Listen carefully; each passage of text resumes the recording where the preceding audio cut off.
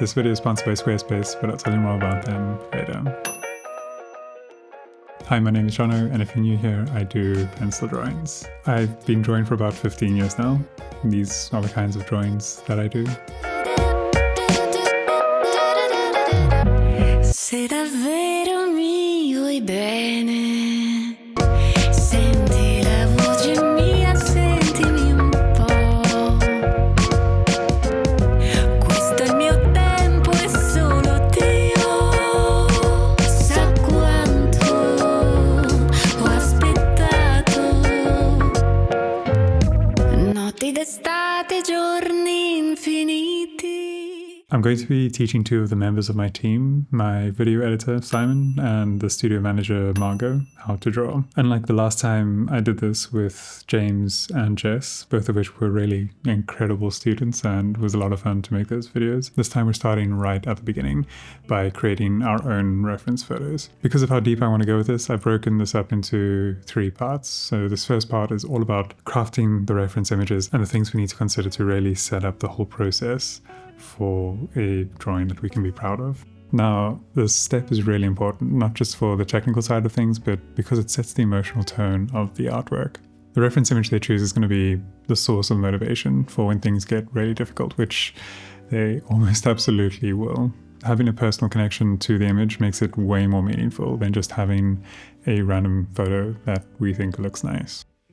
My decision was that I wanted to draw my friend Jono. He is a close friend of mine and he's got a very photogenic face and quite expressive, and I thought it would be quite a fun thing to do with him, to bring him into the studio and have a shoot with him. I have spent a large part of my professional career working in the conservation sphere, so working with an element from a wild animal felt like a no-brainer for me. To kick things off, we're going to explore a few key elements to help make the drawing striking. These elements are composition, lighting, and shadow. Technically, lighting is shadow, but there's nuance there, and we'll get into that. We'll talk about the differences between hard light and soft light, and how each one changes the way that form and texture appear in the drawing. One of the biggest things that we're aiming for is to try and light the subject in a way that gives it shape and volume. Let's jump into the shoot with Simon to see how that went. Your key light is really soft. You're going for chiaroscuro, a lot of focus on extreme tonal change. Do you want the right-hand side of the face to be disappearing into the shadow? Well, that's kind of what I thought I would do with the fill a little bit, is to just bring a little bit of that detail back through, because I don't want it to be fully dark. What I like about what you're saying is that you're going for something dramatic. On the day of the shoot, I was feeling quite nervous. I'm not exactly sure why. Studio isn't a place that I usually feel nervous at all. I'm very comfortable here. I'm very comfortable with everyone here. But for some reason, bringing Jono into the space and seeing those two worlds collide was something about it just made me a little bit, nervous. I was also trying to make sure that he was comfortable, so making little jokes with him and getting him to express and move around. But obviously this is a new space for him. He doesn't know anyone here. So there was a little bit of hesitancy, but I think we managed to loosen up together and create some beautiful photographs. I'm very happy with the outcome and I'm quite excited to draw the image that I've chosen. The emotional environment that you shape for your model is going to come across in that image. But I think Simon did a really good job in this shoot. I'm excited about the reference image that he's got going. And I'm really keen to see how he executes it. And let's jump into the shoot with Margo to see how that went and the decisions we had to make. If the camera was exactly where the light is, then you don't see those shadows at all. Oh, got you. Right? Yeah. So if you offset the camera, so now if we were to shoot it from here, we start to see shadows. Oh, yes. You're wanting to create that shape and that volume Yes. with your shadows. So a large light source means that your shadows are being diffused. This light will wrap around the subject slightly. Okay. Yes. If it was just a fine point, then Yes. you'd get very harsh little shadows here. Yeah. So you can get softer light by moving your light source closer.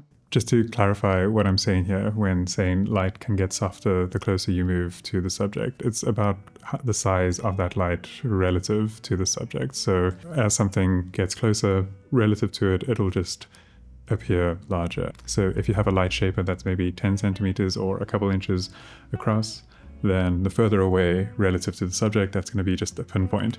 But if you bring it right up close to a hand, for example, it'll start to wrap around the hand, giving really soft feathered shadows. And that can be really beautiful in a lot of compositions. And you're getting quite soft light with this, which means you have to kind of push it into the corners a bit more to really enhance those shadows. That's nice. I think that's quite nice. I think that's really nice. Cool. Let's shoot that. Nice. Yeah. Cool. So now you can start to zoom in on moments here. You can start to think about the overall composition and what it's going to be like to draw that. I'm really excited about Margo's reference image as well. It's a motif that I'm super drawn to, so it's something that's already in my work, and I've played around with it, especially with Bacana, using the flowers and the horns and that contrast between hardness and softness. And both Simon and Margo have their work cut out for them in this one, and I'm excited for them to just really jump into it and see how it goes. Next, we're going to be moving on to the editing stage, which is where a lot of the work gets done in trying to really just mold the reference image to best suit graphite work. There's a lot of elements in this section which come into play. So trying to bring out highlights in the skin, or trying to make sure your shadows are nice and rich, so you can really just know when to push the graphite to its very limit in order to get the contrast that we're looking for to make like rich, beautiful drawings. Okay. So Margaret, do you want to run me through? Do you want to run me through your select? I do. So I've got 3. And what were you paying attention to with the lighting? So I was paying attention to how the shadows were falling and what kind of shapes were being created. Yeah. And each of the different elements being lit up in different ways. And here we're going to play around with the tone. You're also thinking about your medium here. So if we're working with charcoal, then you don't have to go as dark. But we're working with graphite, so we kind of want the photo to help do some of the lifting. Graphite is a low contrast medium, as in the darkest value is just a dark gray with graphite. So you kind of want to push up your contrast in your planning to kind of offset that. So to offset the weakness of graphite. First thing we're going to do is just go to grayscale, go black and white, and let's just play with the exposure and the contrast for now. So if we were to drop the exposure, one of the things that we get is we can try and get a kind of clean background. So dropping exposure, obviously that brings down all the darks. If we get exposure there and then just pump contrast, it takes a lot of information away, but it also leaves you with like kind of the essence. So graphite does enjoy contrast to make your drawings pop and feel dramatic. Cool. So do you want to just kind of, you can play around here a little bit to see what kind of tone you want. So you're just kind of moving the contrast dial. I mean, I know I always tend to prefer like super high contrast, but I don't. Well, then go for it. Yeah. I think I'm Okay.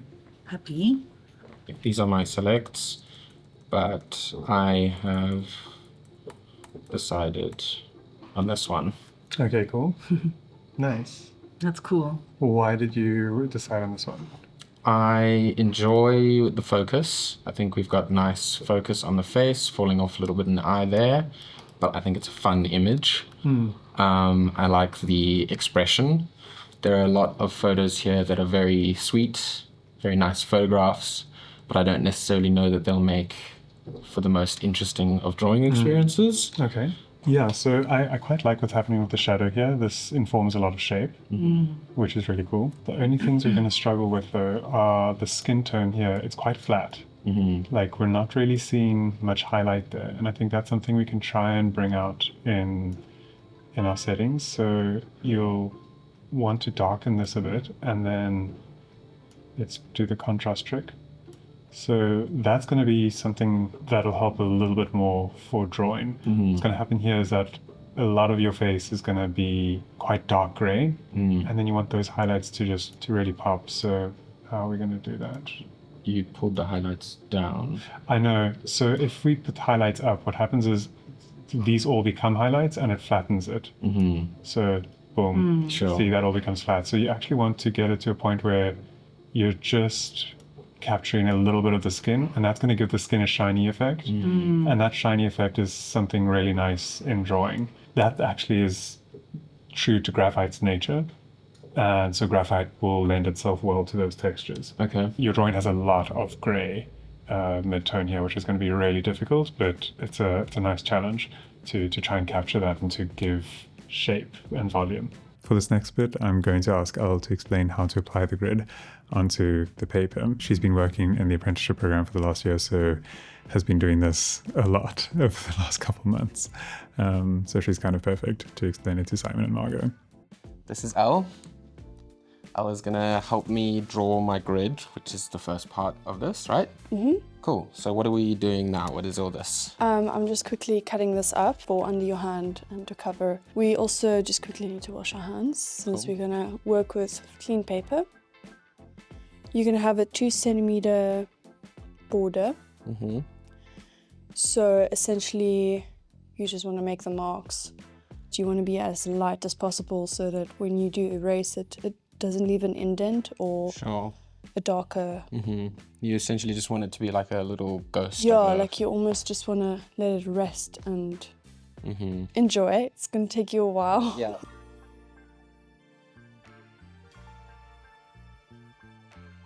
And then, yeah, we can cut it off. And then we can put it on the board and you can tape it.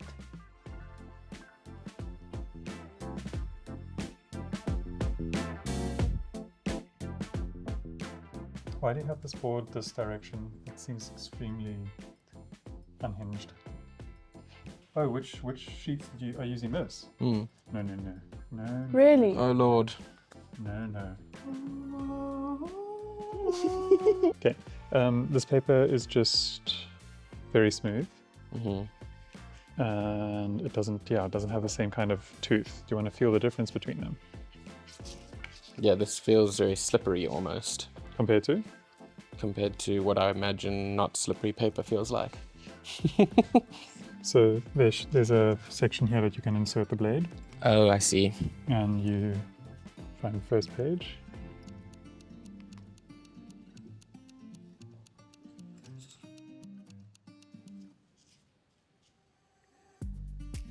Two hours later. Hooray! I did it.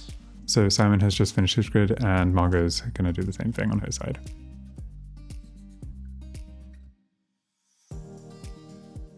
Sweet. There you go. We'll be back next time.